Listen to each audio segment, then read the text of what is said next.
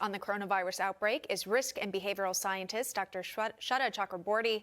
Doctor, thanks for joining us this morning. The United States, now the third hardest hit country in the world. We're seeing more than 33,000 cases across every single state. What's your advice for people to avoid exposure? And something like half of those cases are in New York State. And rightly so, the governor is asking for federal mobilization of resources to get those life-saving medical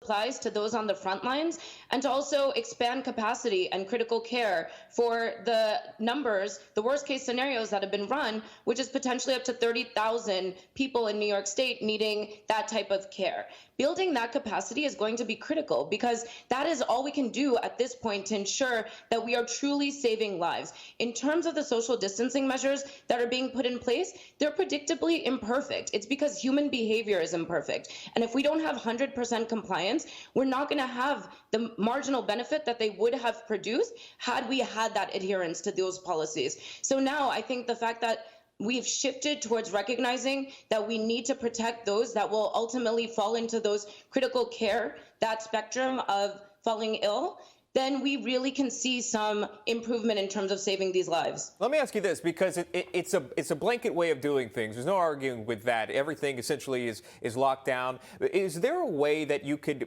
essentially target certain demographics of people that would be more susceptible to the virus and put lockdown measures in place for maybe, let's say, a nursing home or assisted living, and then let everything else go about? Or is this working, or is this too much?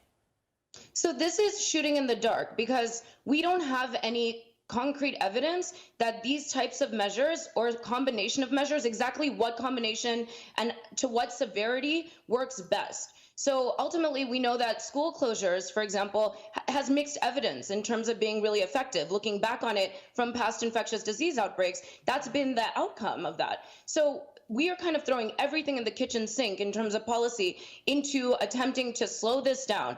And there is definitely merit to slowing it down. We're seeing the overwhelming of these healthcare infrastructure units, whether we're talking about hospitals or doctors' offices. We need to try and make it easier on those who are putting their lives on the line. I completely appreciate and understand where medical doctors and where public healthcare experts are coming from in that sense, but throwing everything at the problem without any conclusive evidence that it works ultimately has secondary and tertiary impacts that are really going to be devastating and can result in public health impacts down the line, like mental illness, like increased suicides. We need to look at that big picture. So what we need to put into place is what we know works. And what we know will work at this point is enhancing capacity to take care of the critically ill.